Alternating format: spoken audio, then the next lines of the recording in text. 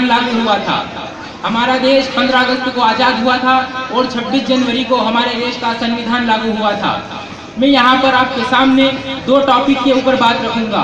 पहला हमारा देश और दूसरा जिसके लिए मुझे यहाँ पर बुलाया गया है, कुछ इंग्लिश एजुकेशन के बारे में आपको बताना है। तो इस दिन हमारे देश का संविधान लागू होता है और एक ऐसे भारत का निर्माण होता है जो भारत को धर्मनिरपेक्ष कहा जाता है, जहाँ पर एक बहुत ही बढ़िया एकता की मिसाल मिलती है। वो ही हमारा देश है, जहाँ पर हर धर्म के लोग साथ में मिलकर रहते हैं, वो भी हमारा देश है। और आप ये बात ध्यान से सुने कि मंदिर में बजती है घंटियां तो मस्जिदों में होती अजान है। मंदिर में बजती है घंटियां तो मस्जिदों में होती अजान है। वो मुल्क और कोई नहीं बल्कि सरजमीन हिंदुस्तान है। वो मुल्क और कोई नहीं बल्कि सरजमीन हिंदुस्तान है। एक ऐसा हिंदुस्तान जहाँ दीपावली आती है तो हिंदू नहीं बनाता, जहाँ होली आती है तो हिंदू नहीं मनाता, जहाँ ईद आती है तो मुस्लिम नहीं बनाता। कोई सा भी त्योहार आए उसे मिल करके पूरा हिंदुस्तान मनाता है।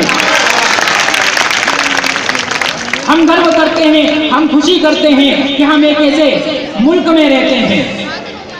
यही हमारा एक मुल्क है और यही एक धर्मनिरपेक्ष मुल्क है। अब मैं अपनी उस बात को स्टार्ट करता हूँ जिसे के लिए मुझे यहाँ पर बुलाया गया है। सबसे पहली बात आती है इंग्लिश की। तो हम देखते हैं 10th में सबसे ज्यादा रिजल्ट गिरता है किस सब्जेक्ट की वजह से? इंग्लिश की वजह से। और उसमें हम रहते हैं कमजोर। बेसिक में हमें क्या लिखना है, किस चीज को क्या पढ़ना है, कौन सा वर्ड कहाँ साइलेंट रहेगा, हमें इस बात का कुछ भी पता नहीं रहता।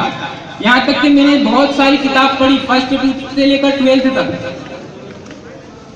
फर्स्ट से लेकर के 12th तक मैंने बहुत सारी किताबें पढ़ी। उसमें देखा कि जो उस बुक में नहीं मिला उसे मैंने एक बुक में दिया। और मैंने सोचा कि हमारी सोसाइटी के बच्चे इस बुक को पढ़कर ही 10th में 85 से ऊपर % बनाएंगे और मेरिट में जाएंगे और हमारी कौम के साथ साथ पूरे देश का नाम रोशन करेंगे। इसी के लिए मैं बुक के लिए आपके स्कूल में भी आया था। तो आज मुझे आपको बुक के बारे में ही बताना है। बुक में बता चुका हूँ 11th या 10th क्लास में आकर के आप उनसे और ज्यादा जानकारी ले सकते हैं। बुक को पढ़ने से बच्चे इंग्लिश आसानी से पढ़ सकते हैं। किस प्रोनाउंसिएशन में क्या गलती होती है वो भी वो पढ़ सकते हैं। और इस बुक के माध्यम से बच्चे 10th क्लास हो या 12th क्लास हो, बोर्ड में इंग्लिश सब्जेक्ट में अच्छे मार्क्स ला सकते हैं।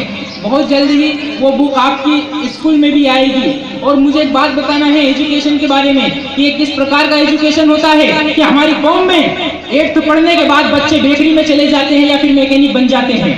ये किस प्रकार का एजुकेशन है? पढ़ना है तो पूरा पढ़ो, पूरा पढ़ो और कौम का नाम भी रोशन करो।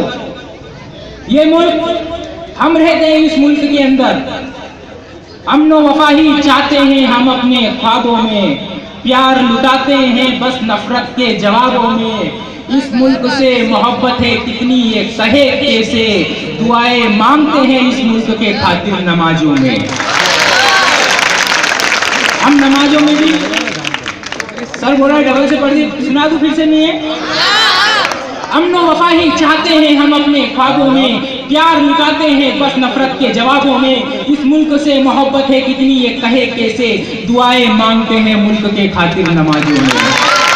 तो इसीलिए मैं ये दोनों चीज साथ में चलते दे रहा हूँ क्योंकि आज रिपब्लिक डे भी है और आपको मुझे टॉपिक के बारे में, इंग्लिश के बारे में बताना है। तो जिस वक्त वो बुक आपके पास आए उस बुक को आप ले, तो उस बुक में से आप मुझे बताइए सब पढ़ेंगे? सब पढ़ेंगे उस बुक में से? जी बहुत बढ़िया।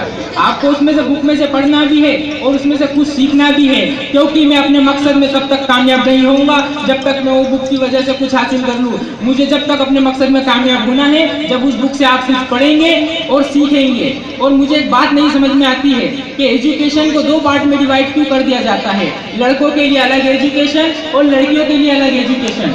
बोलते हैं लड़की को 5th तक पढ़ा लो, 8th तक पढ़ा लो, उसके बाद छुड़ा लेना, घर संभाल लेगी। ये नहीं होता। लड़कियां घर नहीं संभालती है।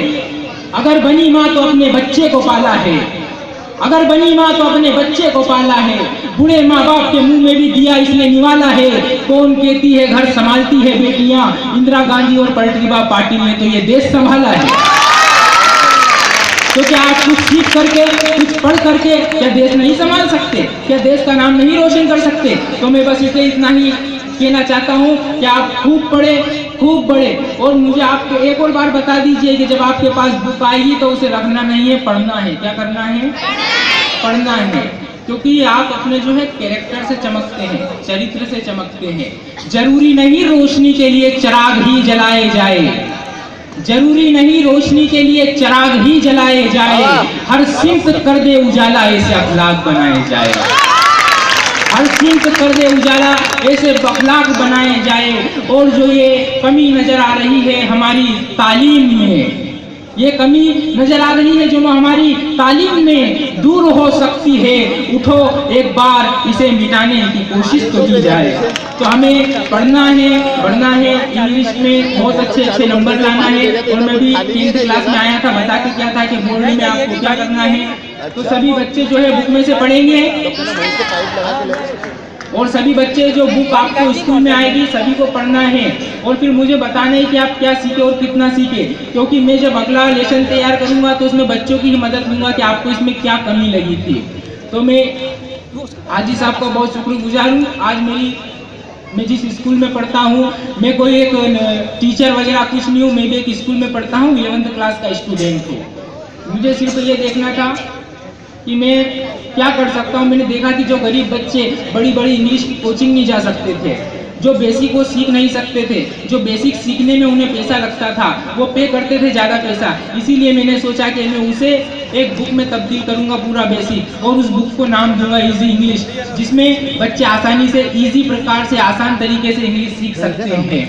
तो आपको उस बुक से इंग्लिश सीखना है, इस बुक से आपको पढ़ना है और 10th और 12th में अच्छे जो है परसेंट बनाना है। और मैं रिपब्लिक डे है और इन्हीं पंक्तियों के साथ जो है अपनी बात ख़त्म करता हूँ कि कहीं देखिए आप हम अलग अलग मानते हैं। अगर हम पढ़ते हैं ला इलाहा इल्लल्लाह मोहम्मद रसूलुल्लाह, हम भी एक खुदा को मान रहे हैं। अगर कोई हिंदू कहता है एकम ब्रह्मम द्वितीय न नास्ते किंचितासी, दुनिया में एक ही है, उसके सिवा कोई नहीं है। फिर बाइबल कहती है there is non god but Allah, उसके सिवा कोई माबूद नहीं है। तो हम एक ही खुदा को मानते हैं और बस एक ही नाम अलग है लेकिन एक ही मुल्क में रहते हैं।